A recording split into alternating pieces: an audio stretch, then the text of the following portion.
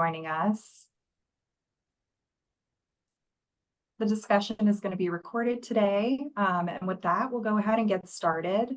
Today's Science Writers Conference is going to be about hormone balancing and whether or not there's evidence behind the TikTok trend. My name is Colleen Williams. I'm the Senior Manager of Communications here at the Endocrine Society, and we're really happy that you're all joining us today. I just wanted to go over a couple of quick ground rules before we go ahead and get started. Everyone is going to be muted except our panelists today, and we'll take questions from journalists following the discussion. So please type any questions that you have into the Q&A chat box that you'll see and include your name and outlet if possible, and we'll go ahead and get those answered during the Q&A portion at the end.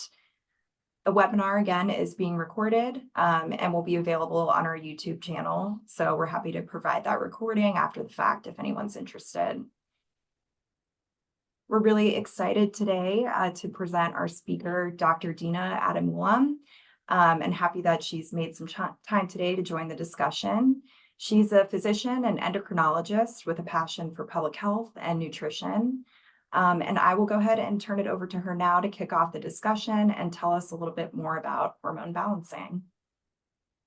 Thank you so much, Colleen, for having me and for the society for this opportunity. Okay, I'm just going to share my screen here.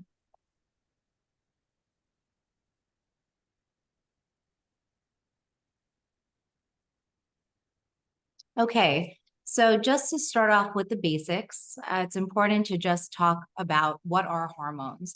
So hormones are chemical substances that act like messenger molecules in the body. After being made in one part of the body, they travel to other parts of the body where they help control how cells and organs do their work. There are hundreds of hormones within our body, and there's probably hundreds or thousands of hormones that have not even been discovered. So when people are concerned about their hormones, it's important to think about what exactly we're looking for and which hormones they're actually concerned about. So when we think about social media, there are certain hormones that have become more popular.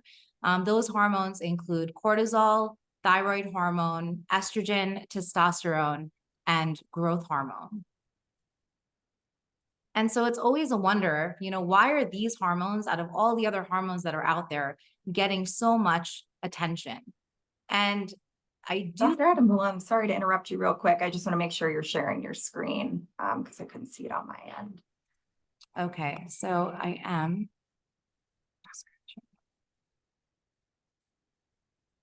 Okay, are you seeing it now?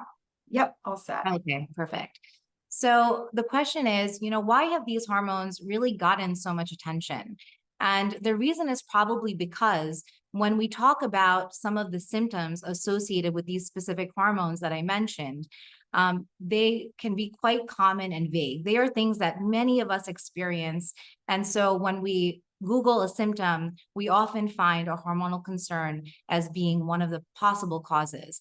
And these symptoms that are very common and vague are fatigue, difficulty with weight loss, decreased sex drive, changes with your periods, increased fat distribution, and hair loss. So these are some of the things that we typically see as being quite common and vague, and it's not necessarily something that has to be hormonal, but because of all of this information on social media, people tend to think that maybe there is a concern about hormones. But it's important to recognize that, again, these symptoms are common and vague, and they can actually be associated with a lot of other medical issues beyond just hormonal problems.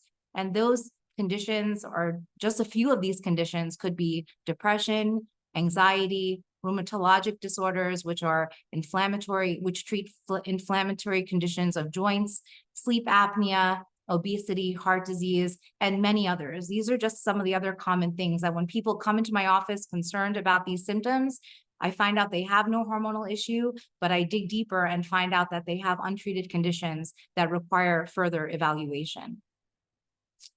So then the big question is, should we really be blaming our hormones then for many of these symptoms? And that's why it's really important for me to share with you hormonal regulation. this is what we study as endocrinologists. This is really the heart of what we do and understand when it comes to hormones.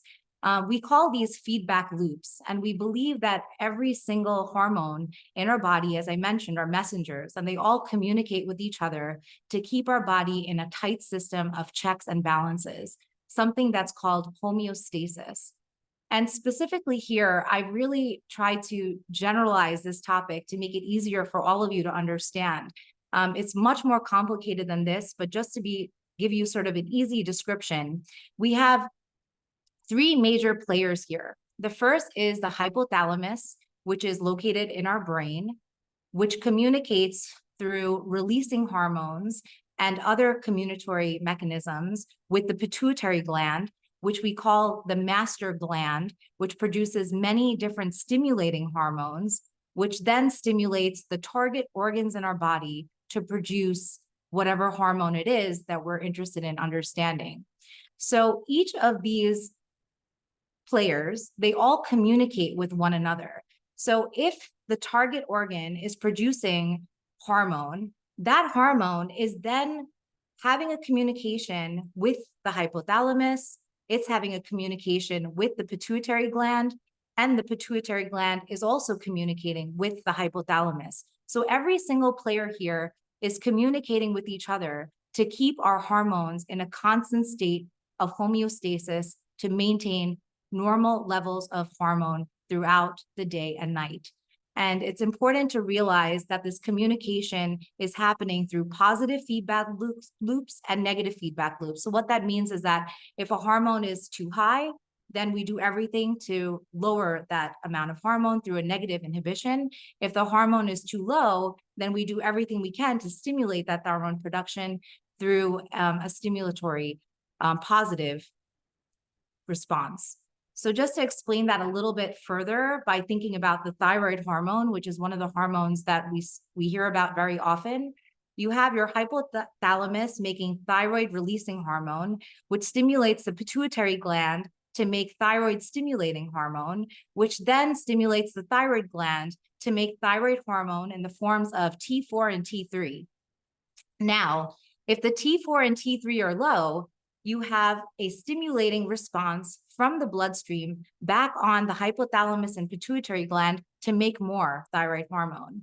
If you have too little T4 and T3, in the case of something called hypothyroidism, then you have what's called a negative feedback where you have a positive feedback loop where you're basically stimulating production of the T4, T3. So this is showing you negative feedback loop, but it can be either negative or positive to help us balance our thyroid hormone, which is done naturally without needing any other additional assistance from the outside world through other supplements or anything else.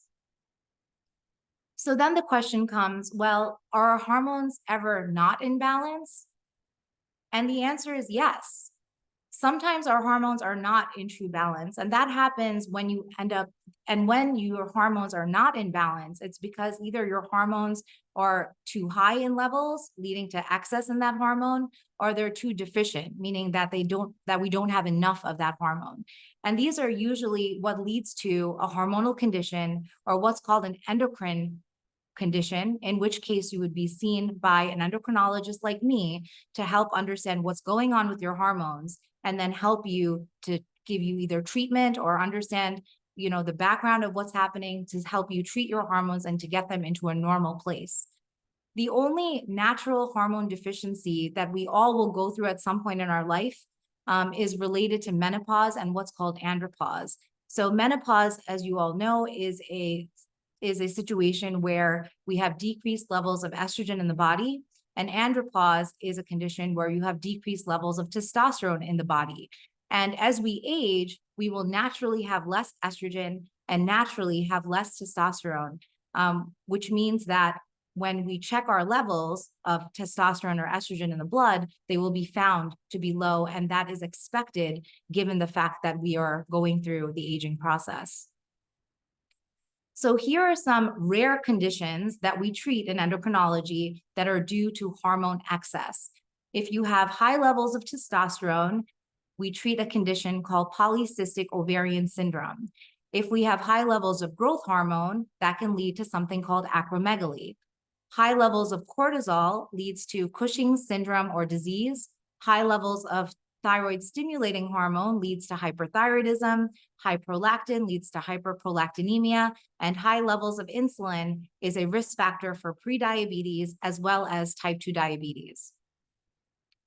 And if you have too little hormone production, this can lead to endocrine conditions of hypothyroidism if you have low thyroid hormone, low estrogen leading to hypogonadism, low testosterone leading to hypogonadism, low cortisol leading to Addison's disease, and low insulin levels leading to type 1 diabetes.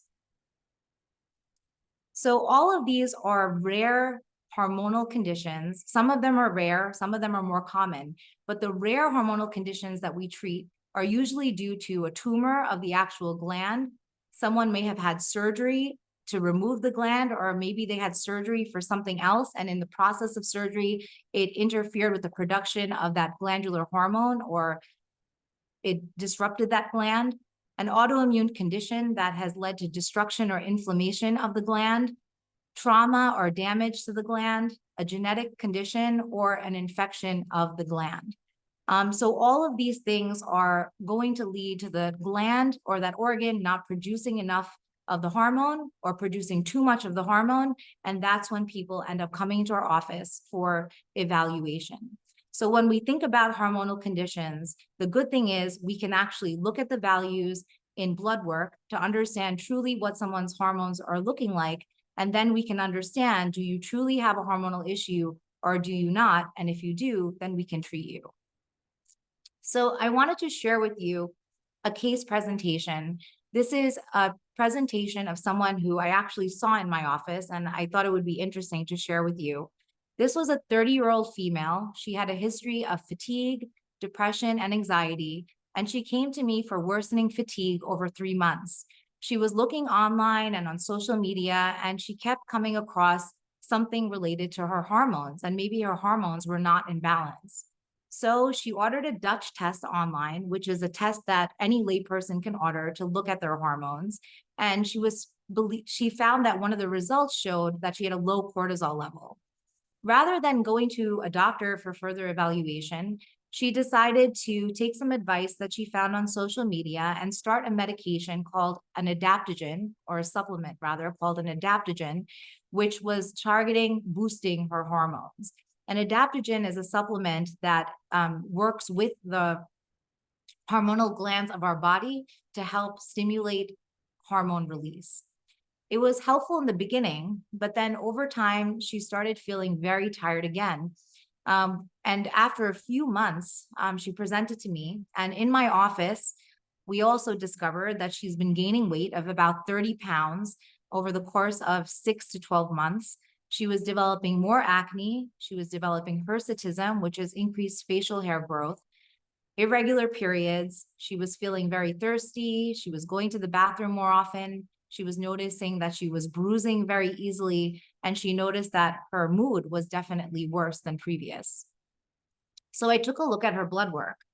And at that time, I found her blood work revealed her cortisol to be sky high, 5 times the upper limit of normal. Her ACTH level was suppressed. Her testosterone levels were high. Her estrogen levels were high.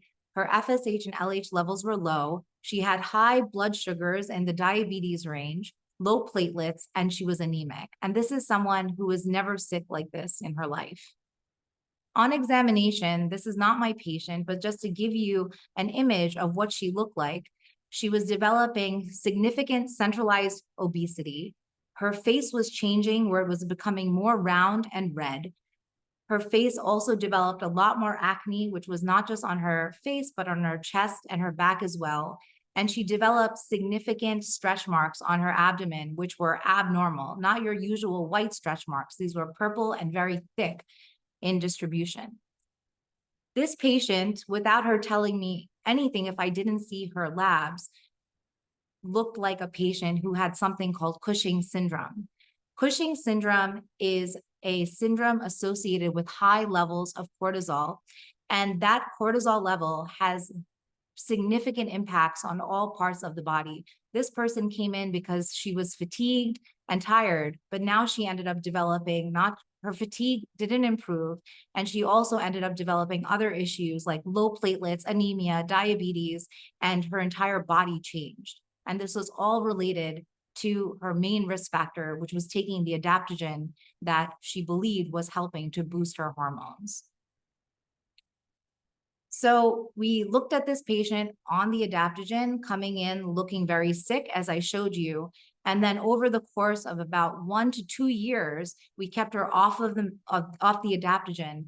And it took her almost 2 years for her body to truly go back to what it used to look like. So it was a significant impact on her life.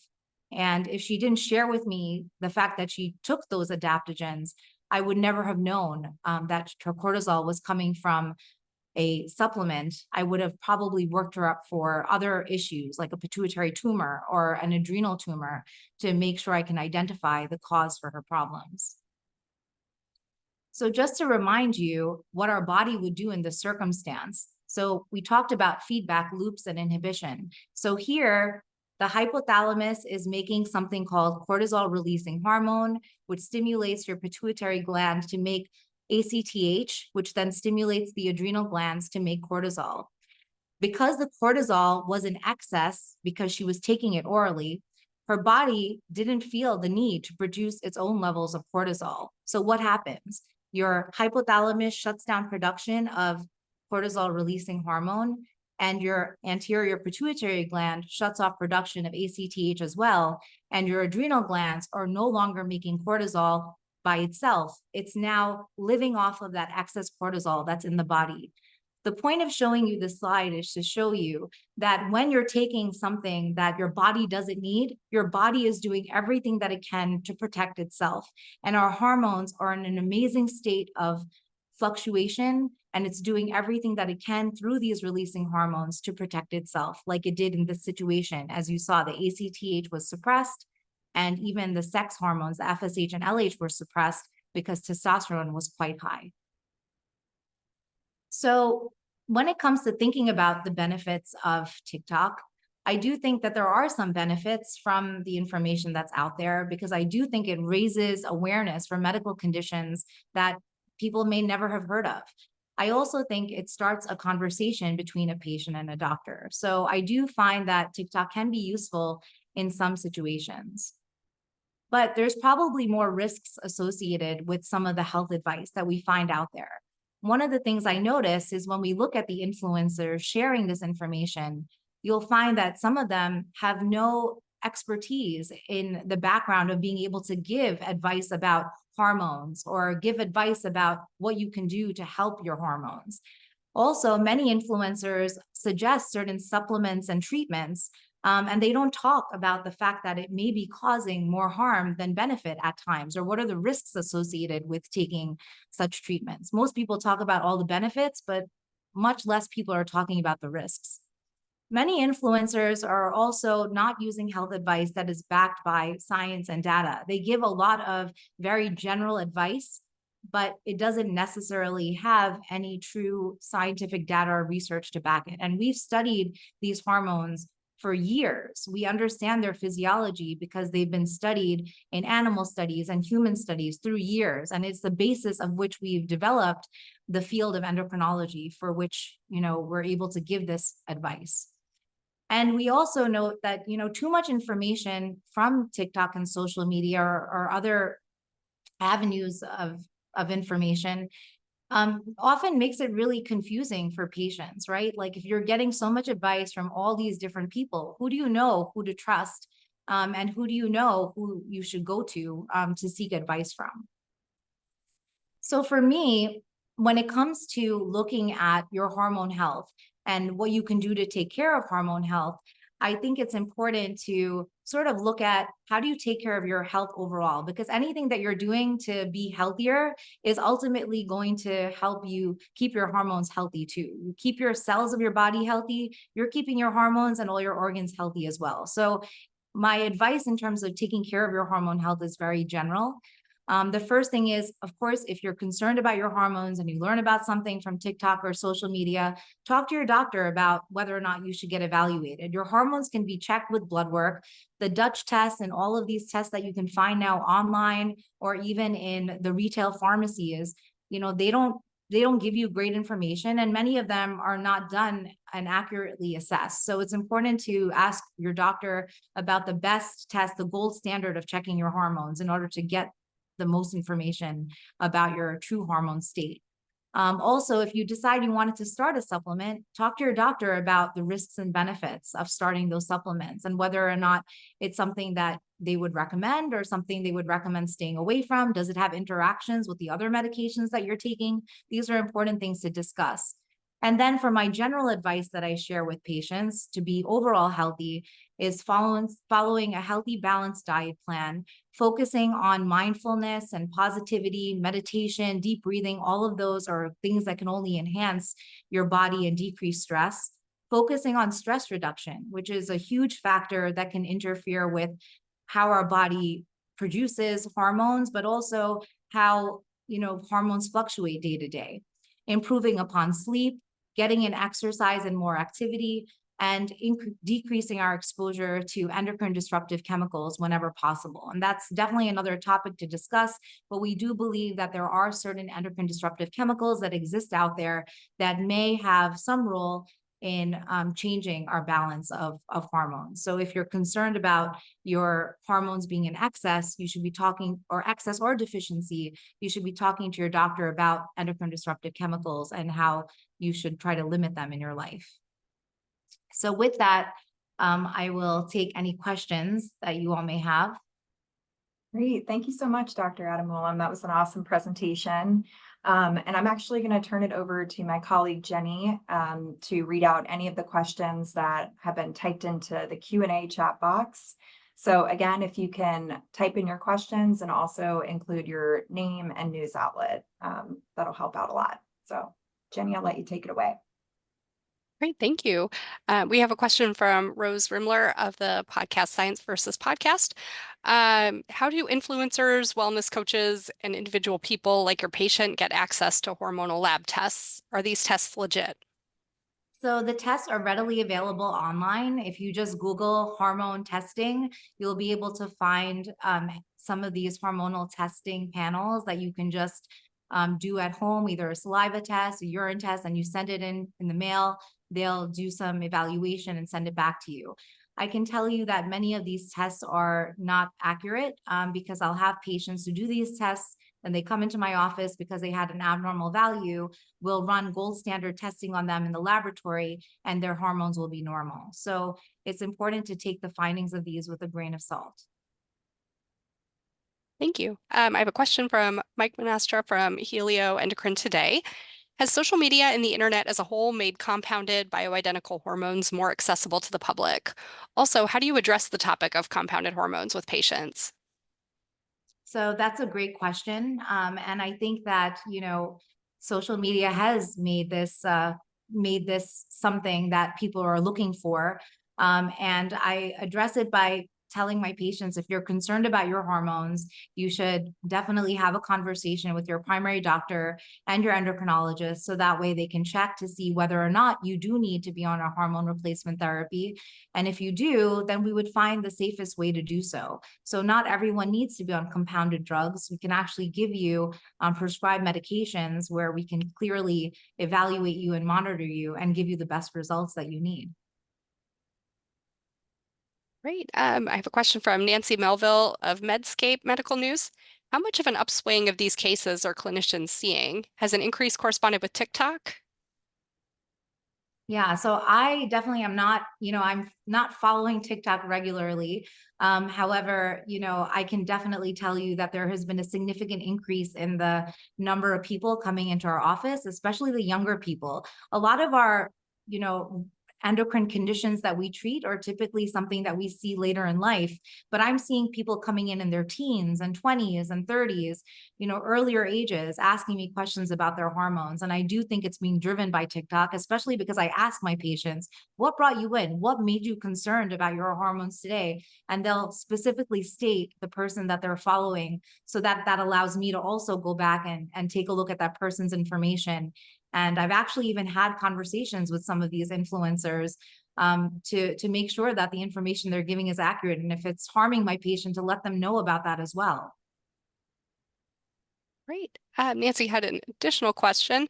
Which patients appear to be most commonly turning to these treatments? Any specific age group, demographic, which I know you've spoken a little bit to. Yeah, I would definitely say, so I think there's two pockets. The first is the teenagers to mid-20s who are struggling with fatigue. They're feeling very tired. They're feeling like they're weak.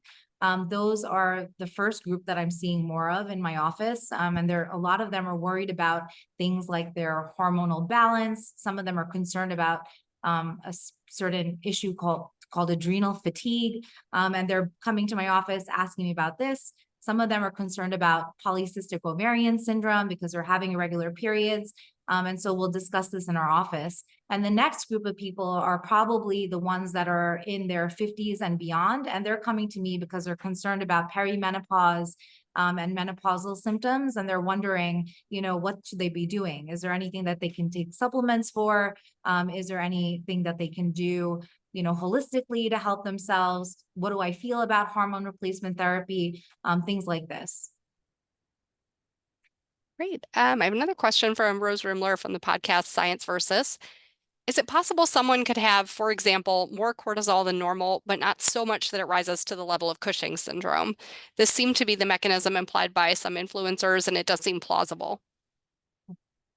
So there are times where if cortisol rises, our natural body and hormones, our natural tendency is for all of the different parts of our body, like the hypothalamus and the pituitary gland, to work to making that cortisol level normal.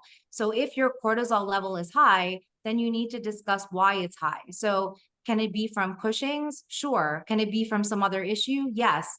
But if there is a problem with your cortisol value, you will know by looking at your blood work. And then you definitely should talk with your doctor about what the other causes could be. Sometimes chronic stress, like people who are, dealing with a ICU admission, their cortisol levels are quite high. They're not at the levels of Cushing's, but they're high because their body is under stress. And we have an understanding of knowing why. Normal stress that we have day to day is not enough to keep your cortisol levels high. Your cortisol levels will go sometimes high and sometimes low. They'll balance themselves out even with a normal amount of stress day to day. Great, and that's all the questions we currently have in the queue. Oh, I'm sorry, one more. This is from Marina Kopp from NBC News. If you don't have a diagnosable hormone-related condition, should you be thinking about managing your hormone health?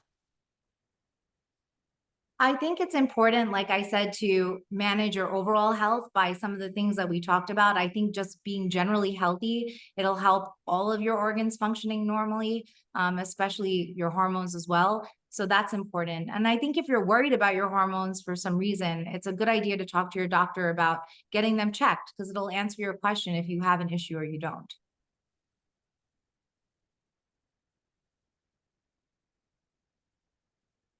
Great, that's everything we currently have in the queue. Great. Thank you so much, Jenny, and Dr. Adamulam. If anyone has any other questions, or actually, did we just get one more, Jenny? Yep, Rose is going to be typing Okay. a follow-up. Maybe Sure, Dr. yeah. Adamulam, could you add a little bit about when would be an appropriate time to see an endocrinologist? How do you know? I think if you're concerned about your hormones, anytime is a good time to see an endocrinologist. I think there's so much misinformation out there that people tend to go the other route of trying to find help without a doctor's support. And I think that's when things fail. I think it's important to, talk to an endocrinologist as soon as you're worried about your hormones, so you know whether or not you should really be worried.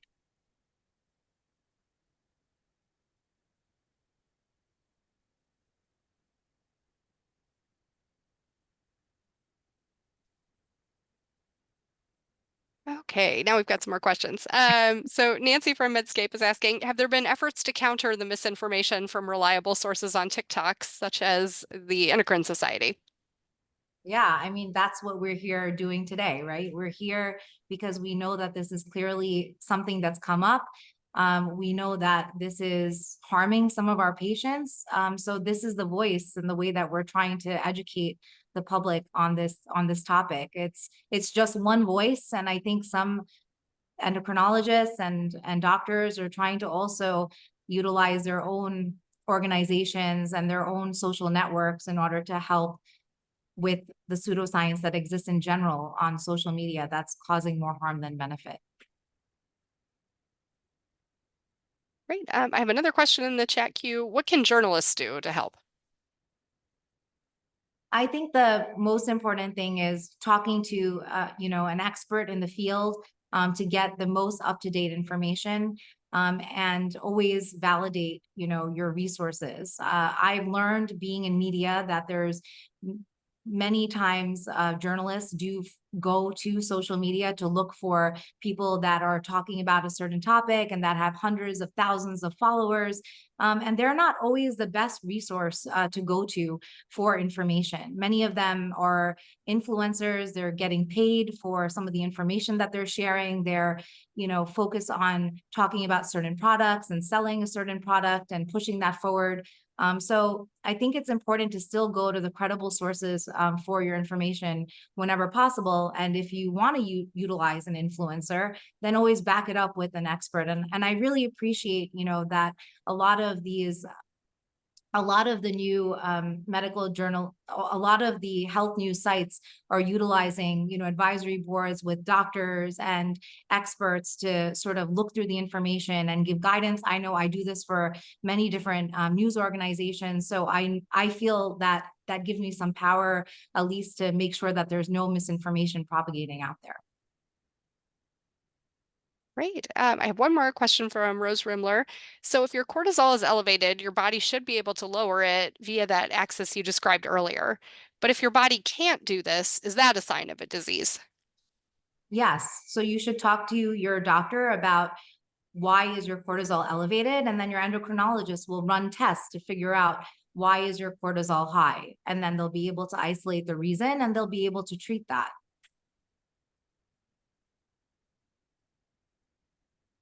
Great.